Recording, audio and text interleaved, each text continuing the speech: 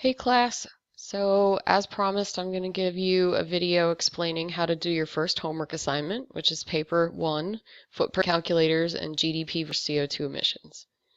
So you get to this page. If you found this video, you probably already know how to get here. But it's under papers. Download the document.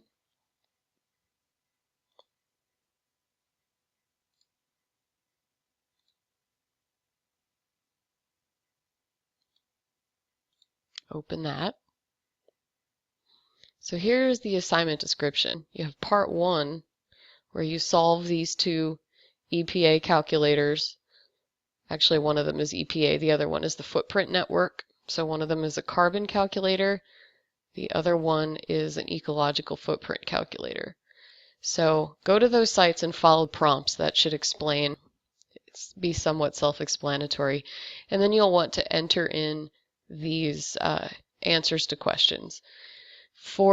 As a note, this carbon calculator is going to be asking you for some specific information about your household utility usage levels and things like that. If you don't know the information to any exact detail, don't worry about it. Just look up the amount that's typical for your area or make a guess. The point is for it to be a learning experience and see what goes into a carbon footprint rather than getting a very accurate calculation.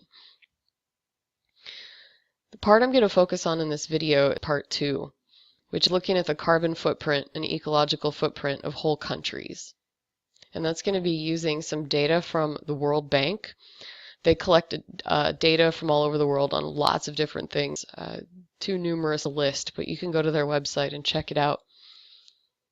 The two data sets we're going to be focusing on are the CO2 emissions per capita data for countries all around the world for the year 2011, and then comparing them for those same 20 countries to the GDP per capita in US dollars for countries all around the world for the 2011 data set.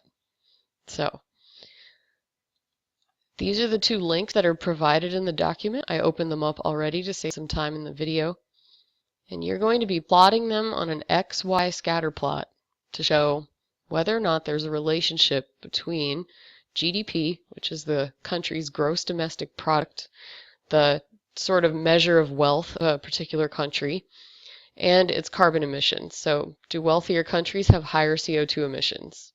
It's more or less what the question is asking. And we're all going to get different answers because we will be choosing different countries. So that's a hint. So here's your data set. What you'll do is pick 20 countries. Any 20 will do. And then go into Excel. We'll open up Excel. And you'll create a table that looks something like this.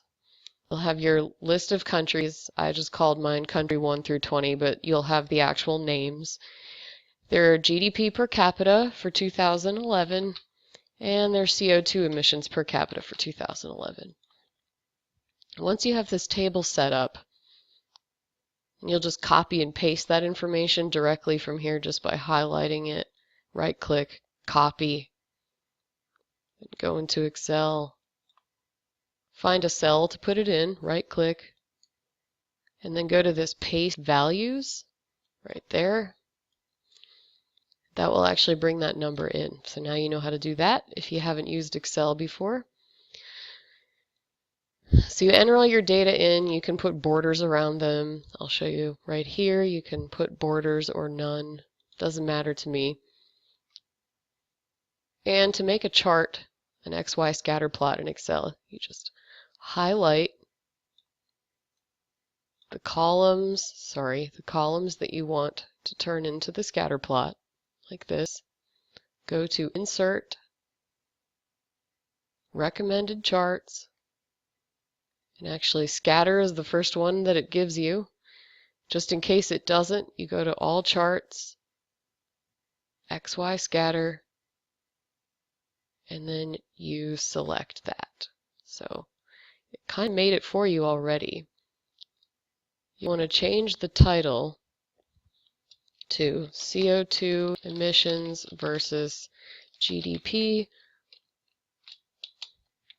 for 20 countries in 2011. Make it very specific. Then you will add some data labels. This is kind of tricky, but follow closely. Data labels, more options, uncheck this, then pick value from cells. It's going to ask you to select data range, so then just select the country column, and it will name all of your points according to what country they belong to, so it'll be a lot easier to see what's going on in your graph. Close that. Add axis titles. That's going to label your Y and your X axis. So once those pop up, you'll call this one, this is your gross domestic product per capita, or per person, you can call it that. And this is your CO2 emissions per capita. And you can make your scatter plot bigger to make it easier to see. So what this is showing is, right now my data is scattered all over the place because it's random. I just made it up. I didn't really pull it from the tables to save time for this example. So there's not going to be any kind of relationship at all. If there was, however, a straight line where all these dots were kind of clustered into a straight line, it would show that there was a relationship. So to find out more about scatter plots, if you want to learn more about them, there's plenty of videos online that you can use to teach yourself this concept if you haven't seen it before. It's fairly simple, more like a line that it looks, the stronger the relationship between the two things there are. So if you go over and you see that a lot of the high CO2 emissions countries also have really high GDPs, you can say, hey, it looks like wealthy countries tend to have higher CO2 emissions. If it's scattered all over the place, then you can't really interpret the results. You can't say that there's a relationship. So that about covers how to do that assignment. The question down here at the bottom of the part 2 will guide your analysis, and then there's a list here of what all the points are based on. If you have any questions, email me. Thanks.